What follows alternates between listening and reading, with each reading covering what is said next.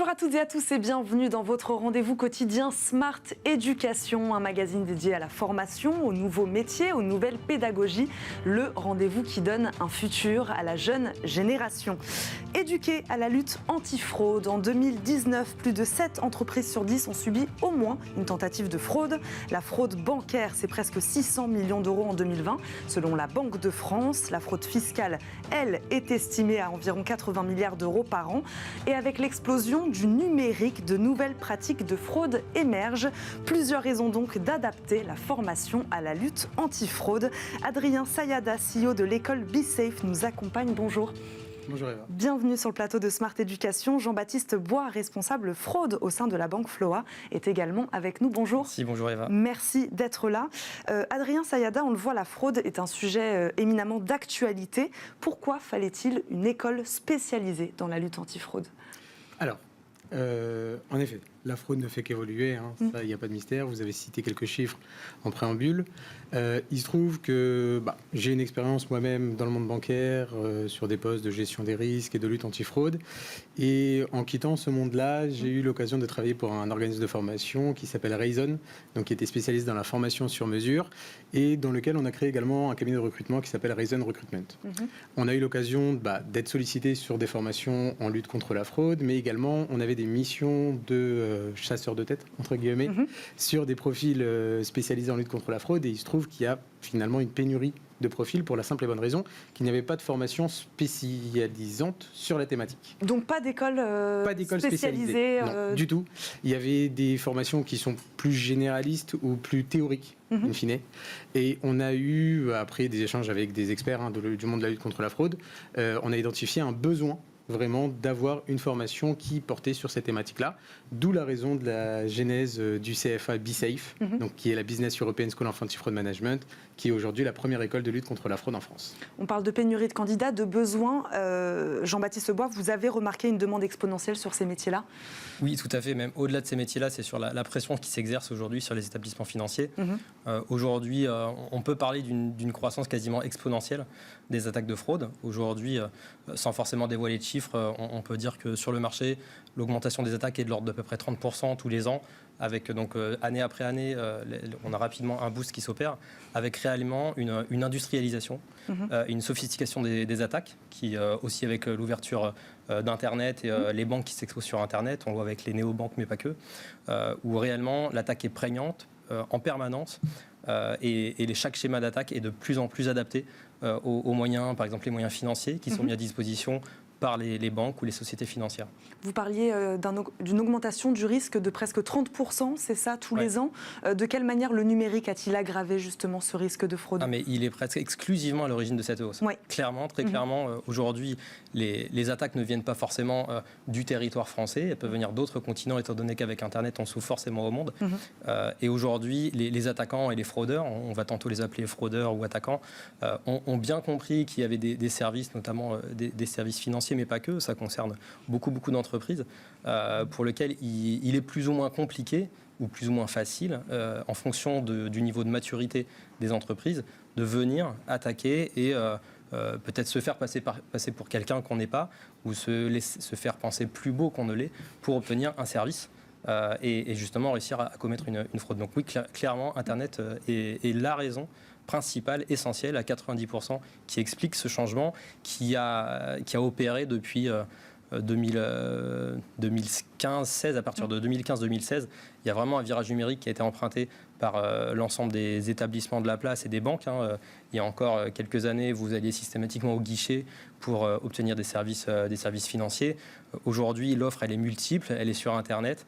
Vous pouvez avoir accès de manière très instantanée à des financements, à de l'argent, à des marchandises contre un crédit. Donc, étant donné que là, on pourra notamment parler de Floa. Donc, concrètement, oui, il y a eu une accélération depuis 2015-2016 et qui ne cesse chaque année de croître autour de, entre 20 et 40% en fonction des typologies de fraude. C'est vrai qu'on a parlé des établissements financiers, évidemment. Ces métiers auxquels vous formez sont destinés à quel type d'entreprise ? Donc, les établissements financiers, mais pas que. Mais pas que, des entreprises privées aussi également, qui ont besoin de se défendre contre tout type d'attaque. La fraude touche tous les domaines, qu'ils soient financiers ou non. Et donc, nous, on a pris le parti chez BeSafe de ne pas former sur un type d'activité spécifique. On va vraiment former nos étudiants pour qu'ils puissent travailler sur différents domaines, ce qui fait qu'on a des étudiants qui vont travailler, comme vous l'avez dit, dans des marchés financiers, forcément, mais également chez des constructeurs automobiles, dans le milieu pharmaceutique, dans le milieu assurantiel également. Enfin, c'est vraiment multidomaine et c'est l'une des spécialités de notre formation. Donc multisectoriel, également... Oui, multidomaine, fraude fiscale, fraude bancaire, on en a cité quelques-unes, quelques exemples de fraude tout à l'heure.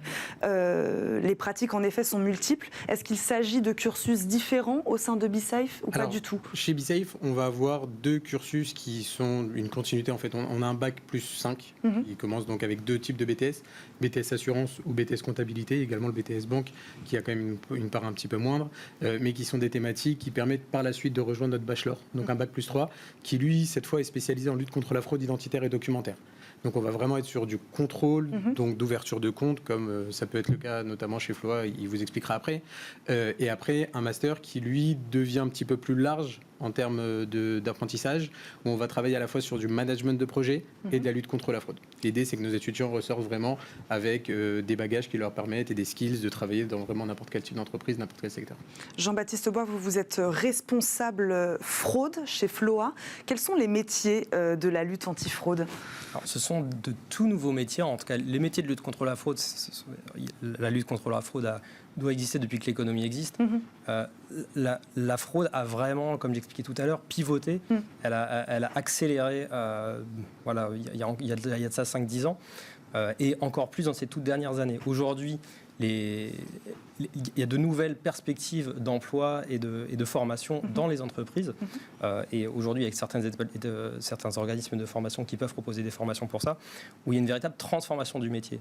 Aujourd'hui, la transformation du métier, elle arrive par aussi la transformation des usages clients. Les usages clients, aujourd'hui, on le connaît tous.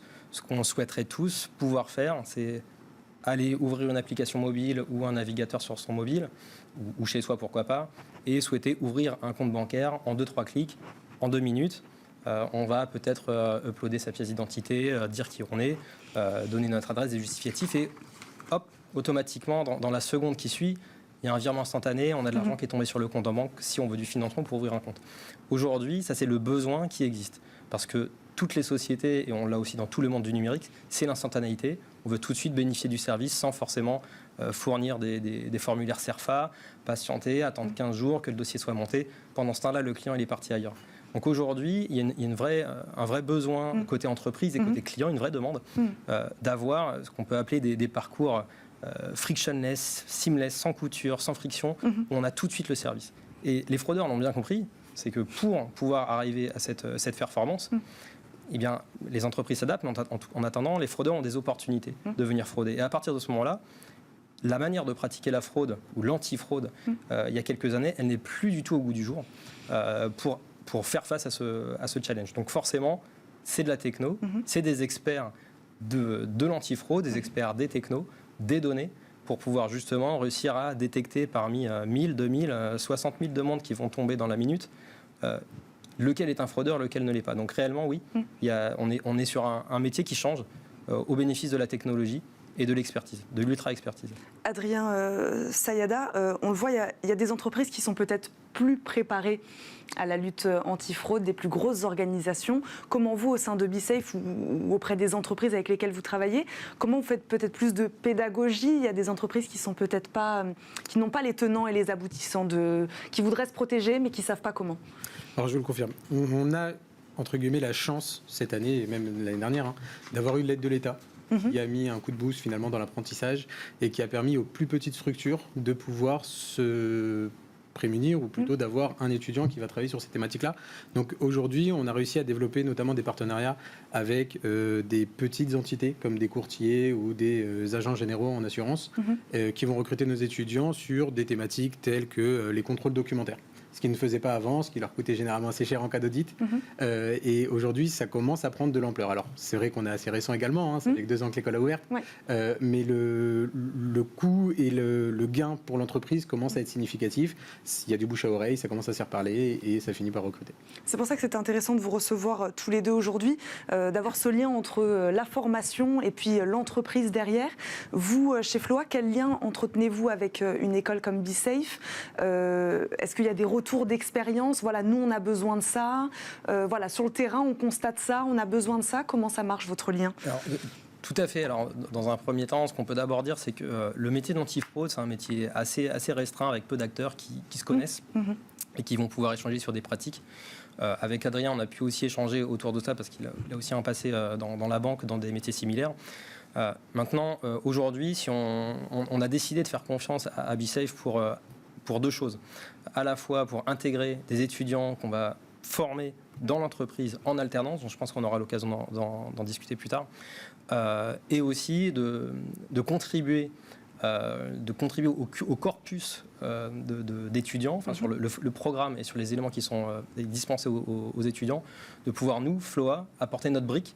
Donc vous travaillez sur le fond du cursus, le fond du programme. Exactement, aussi pour adresser sur la partie du programme des contributions sur site et de pouvoir aider à amener une parole d'experts et avec nos experts sur les bonnes pratiques de lutte contre la fraude pour que ce type de formation puisse fonctionner à la fois avec les fondamentaux et ce qu'adresse l'entreprise et apporter du concret, du terrain, que l'on est capable d'apporter aux étudiants qui vont intégrer Floa en parcours d'alternance et aussi au sein de l'école pour pouvoir être présent sur des acteurs qui, au final, appliquent ce que la place applique et les expertises qui existent dans ces établissements. Adrien Sayada, l'alternance, c'est important à prendre en pratiquant.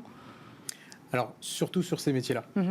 On a beau avoir une formation qui est très professionnalisante, avec des matières qui sont vraiment concrètes. La lutte contre la fraude, c'est pas juste des textes réglementaires, quoi qu'il y en a, mais d'avoir une brique apprentissage directement sur le terrain, c'est nécessaire pour les entreprises, mais c'est également nécessaire pour les étudiants. Donc c'est plutôt un combo qui marche bien. Adrien Sayada, comment donner envie aux jeunes de choisir cette voie de la lutte anti-fraude ? Alors ça, c'est une très bonne question. Autant sur le niveau master, la question ne se pose pas parce que les étudiants ont généralement soit un parcours bancaire ou assurantiel, ils ont déjà entendu parler de ça, donc c'est plus facile pour venir. Par contre, niveau bachelor, c'est un petit peu plus touchy.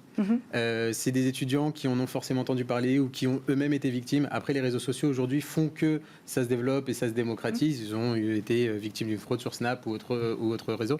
Ce qui fait que les étudiants commencent à entendre parler, ils font quelques recherches et forcément on tombe sur le site de l'école qui est la première école en France, donc ils finissent par nous rejoindre. C'est déjà la fin de cette émission. Merci à tous les deux d'être venus, d'avoir fait de la pédagogie sur cette filière de la lutte anti-fraude. Adrien Sayada, je le rappelle, vous êtes CEO de l'école BeSafe. Jean-Baptiste Bois, responsable fraude au sein de la banque Floa. Merci à tous les deux. Merci à vous de nous avoir suivis. On se retrouve demain pour un nouveau numéro de Smart Éducation. Très bonne journée à tous sur BeSmart.